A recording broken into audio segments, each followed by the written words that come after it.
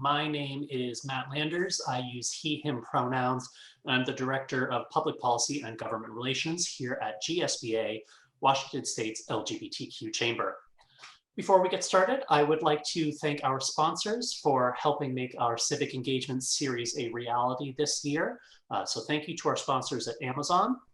And then thank you to our community partners and co-presenters for this month's series at the Inland Northwest Business Alliance, the Economic Development Alliance of Skagit County, and the Spectrum LGBTQIA2S+ Center of Spokane. We couldn't put on these events without their help, and we thank them for their participation. Ballots should have arrived in everyone's mailboxes by now. We strongly encourage everyone to vote all the way down the ballot and reach out to those in your community who can help answer any questions if you have them.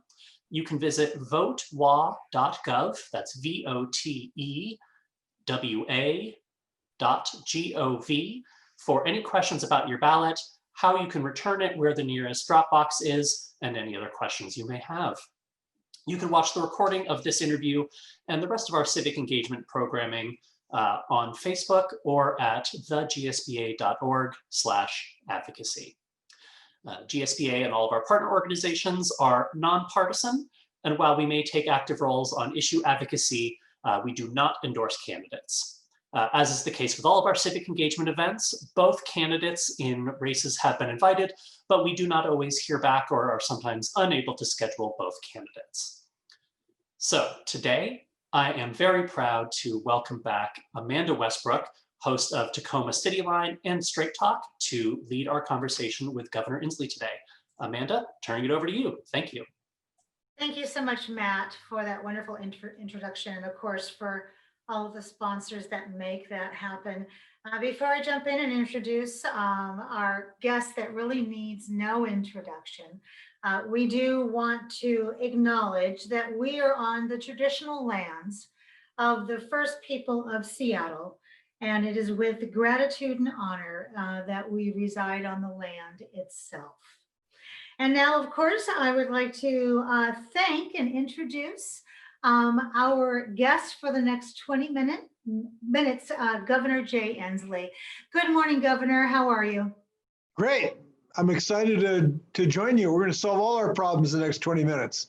Well, that's right. And then we're going to move on because we're living life just one day at a time, aren't we, right now? Indeed. Speaking of that, let's get to our first question. How will you, Governor, lead our state in an equitable recovery from the pandemic, specifically addressing systemic inequities caused by centuries of racism? Well, I think that this is a bit of a magic moment. Maybe that's too strong of a language to use, but it captures something that I think has been really impressive in the last year, and that is that we've had a real consciousness raising in our state and largely in our nation about the travails of people because of embedded and persistent racial inequity in our community in many, many ways. And the reason I say that is that we know we have work to do to reduce racial inequity in criminal justice system. We know we need a new independent way to investigate issues of violence with citizens and police officers. We're going to do that. We have a task force working on that I've started. We know we have to have independent ways to make prosecutorial decisions. We know we have to look at the use of certain, chokeholds and the like. So these things we know, but I think the most important thing is that this is actually an opportunity to go much deeper and farther than just in the criminal law enforcement sector of our community. We know we have disparate educational opportunities on racial and poverty lines. We know there's disparate discipline for young Black children in our schools. We know that healthcare has huge disparities right now, that both in the lack of access and exposure to this COVID pandemic. We know that there's better things we can do in contracting for folks on a racial line, and to some degree in the lines we're going to talk about with this community too. So I think that this is a door has opened, that people's consciousness has been raised, and we need to make sure that we look for all avenues to increase equity throughout our community. And I mentioned some of the things we're going to do in law enforcement, but I am very dedicated to do the same kind of work in the educational forums. Now, we have done some good work. I just want to note, since I've been governor for 8 years, I'd like to note we have done some good work on this. I'm proud that we've developed the best financial aid system in the United States. This is important from a racial equity standpoint to make sure that kids of color can get access and actually afford college. We've extended healthcare dramatically to 800,000 people. This is important from a racial equity standpoint. And now I'm proud that we've developed the first public option in the United States. So we've done a lot of good work, but I think this is a moment where we can do big things. When we think about managing jobs in the economy and prosperity, it's an important task for any state, as you've just alluded to on some points. What do you see as our biggest issues and priorities, both in that rural and in that urban area, and how would you address them? Well, short term, of course, is the COVID pandemic. We have to knock down these numbers to reopen our economy. The most important thing to fully reopen our economy is to knock down the COVID pandemic.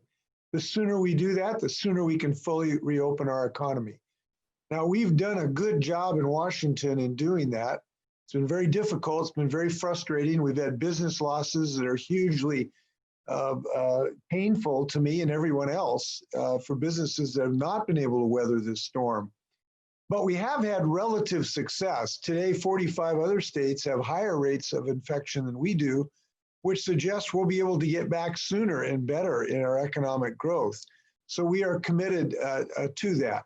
We know that short term, there's things we need to do to help businesses. We've had a $25 million fund to help small businesses with grants to help them across. I look at this as we're all in a lifeboat waiting to get to the shore when we have a vaccine, frankly.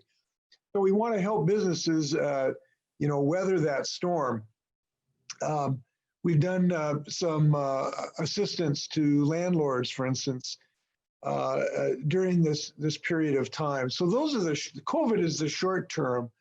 Long term, we've got to continue the tremendous work we've done in economic development. Now, it's hard to remember those brighter days of last year, but we had, the best economy in the United States, or top 1 or 2 or 3. That's why so many people are moving here to start businesses, to take high tech and other jobs. We've had fantastic success, and we ought to be proud of that. Business Insider magazine listed us the best place to do business. CNBC said it was the best place to live. Oxfam said it's the best place to work.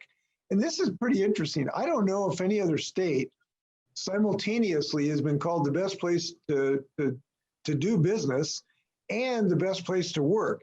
That's a pretty unusual twofer. And we've accomplished this because we've done some policies that recognize that reducing income inequality is a business growth strategy.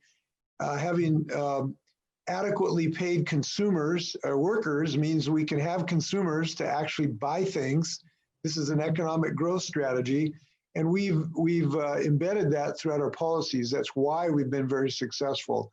So I'm actually very confident in our ability to come back better than any other state as soon as we get some better results on COVID. Now, we have all these other long-term things. Education. We've got to increase access not just to colleges, but to technical careers. That's why I'm very excited about our apprenticeship program that is leading the nation in getting students into apprenticeship opportunities. We want to sort of do, what Switzerland does. About 70% of their students are in tech apprenticeship programs when they're in school. We want everybody to have a bright career.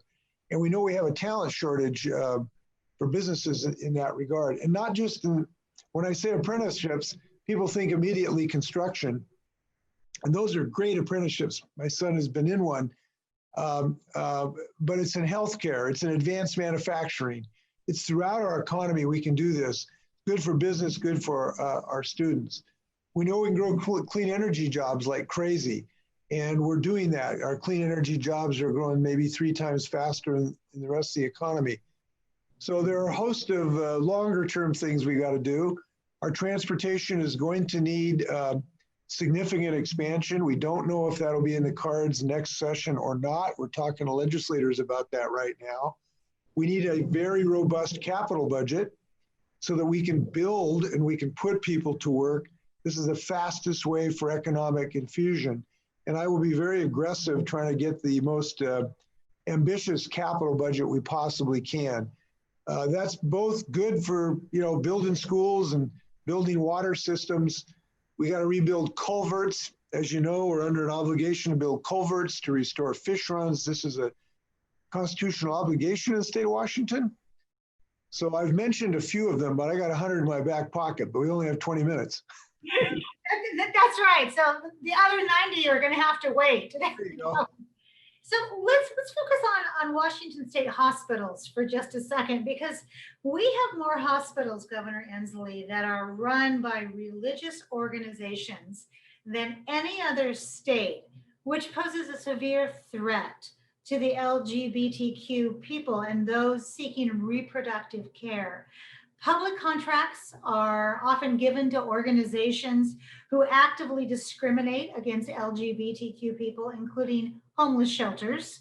How do you plan to execute your authority to ensure that all state money and contracts going to entities which have been proven, but which need to be proven to be non-discriminatory, and that religious expression is not used as a proxy for LGBTQ discrimination in the provision of any social or community services?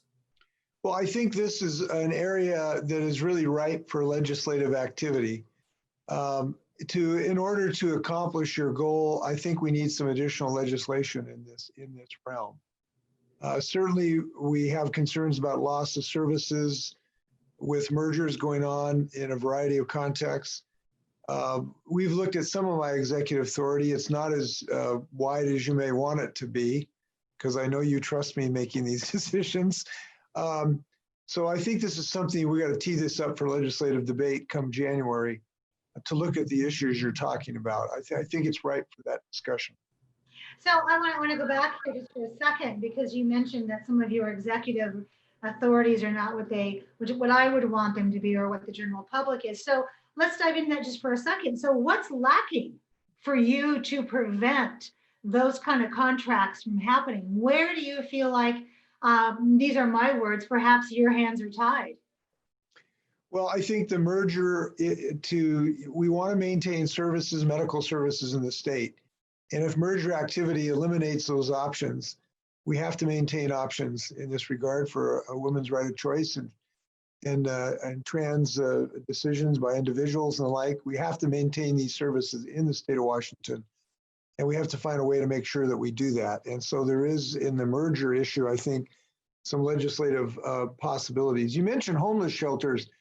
I have to do some listening about that to find out what options are. I think the key is you want to maintain those services to people to make sure they don't dry up. And having a mechanism to do that is, I think, what we want to aim at. But as I've indicated, I do believe additional legislation will be necessary to accomplish that goal. All right, so we'll stay tuned and see what comes up from this. With your support, the recognition of LGBTQ small businesses in Washington's government contracting process, you've expressed support for this in the past, but not much has moved. And this has been a priority for GSBA for years, and it's also known as a focus for the Washington State LGBTQ Commission. Yes, again, we have not solved all of our challenges in the state of Washington quite yet. This remains one. Again, I think this is something that in the next transportation budget, particularly, will give us an opportunity to make progress in this regard. Now, we don't know whether a transportation budget will get over the goal line this next January, but I think that will give us the best avenue for progress in this regard. Now, another thing that we can, just sitting here thinking about it, we ought to do some record keeping analysis of this before the session. And now you've just given me an idea to charge my departments with doing some review of participation in this community's contracting. I can do that, I believe, without legislative authority. So I'm putting that down on my things to do before January. I don't know if we'll be able to fully accomplish that by January, but you just gave me a grand idea. Well, shoot me your text and I'll send you weekly reminders. How's that? Oh, good. Thank you. Well, you know, when you're governor, you don't have to actually do any work. You just come up with ideas and That's right. other people do the work. Well, this is an idea that we have heard from you for as long as I have lived in Washington State and known you, climate. And with the climate around our state changing every year, I mean, I'm looking out right now and it's beautiful, but you know, we could have snow this weekend. It's difficult to deny the impacts that we're having on our environment. But shifting our entire economy to greener methods can be daunting and they can be expensive. How will you lead the state to bring all parts of Washington into a greener economy that provides good jobs, creates quality new jobs, Governor, and can help invest in communities that have been neglected? Well, first off, by electing Joe Biden president of the United States, and I say that seriously because we only have one candidate for president of the United States, which at all has a job creating agenda around clean energy. And I am very impressed with his plans. It's about 85% of what I had proposed. And I note that that's a high priority. And it is. You can't overstate the stakes of this election in that regard. To have a climate denier in the White House right now that has blocked our economic progress. Now, we have moved forward in our state, as you know. That's why we have such job creation that's going on with the largest producer of solar panels in North America in Bellingham, one of the largest producers of cross-laminated timber in Spokane, the largest solar farm in Lind, Washington, very labor friendly and appropriately financed wind turbines in the Rattlesnake program. We're making huge progress in job creation right here. It was kind of interesting when I went and visited Malden. This is a town that burned down. Terrible story, obviously, beautiful little town. And as I was driving out, I came around the ridge and I saw this line of wind turbines on the ridge line in the wheat fields, spinning out perfectly clean electricity.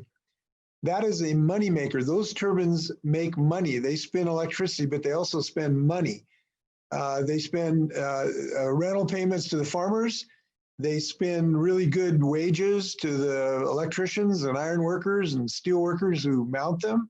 They spend to the engineers who design them.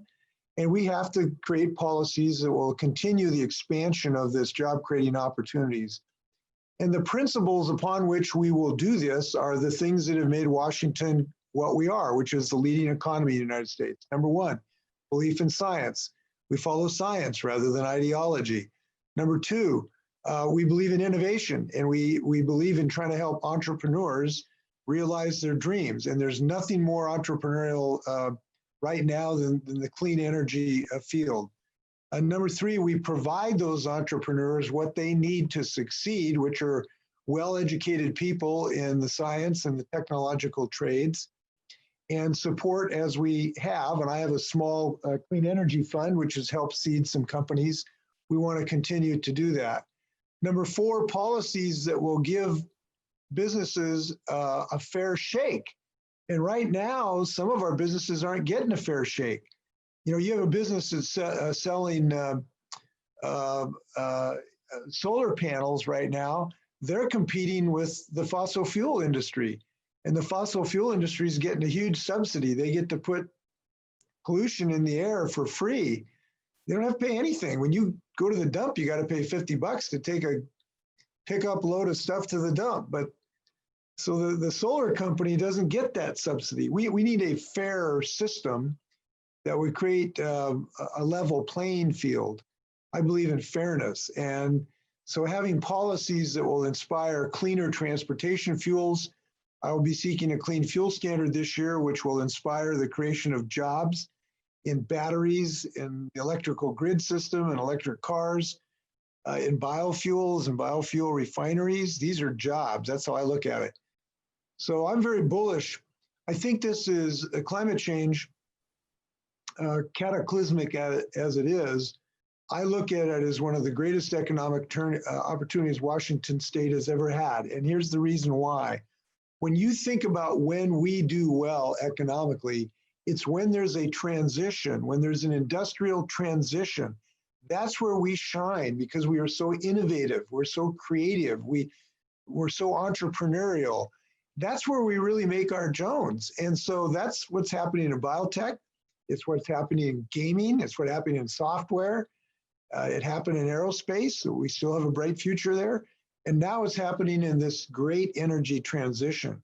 So I think this is built for the entrepreneurial culture of our state. And I'm very excited about it. Governor, I want to say thank you so much for your time today. There are many people waiting to talk with you, and so I am being gently urged to say goodbye to you, even though I didn't get through all my questions. Thank you so much for your time, for your leadership, and please give our best to you and to Trudy, and stay healthy. You bet. Best to Louise. Make sure to vote and take care of your health, everybody. We care about you. Thank you, Thanks a Governor. lot. Take care.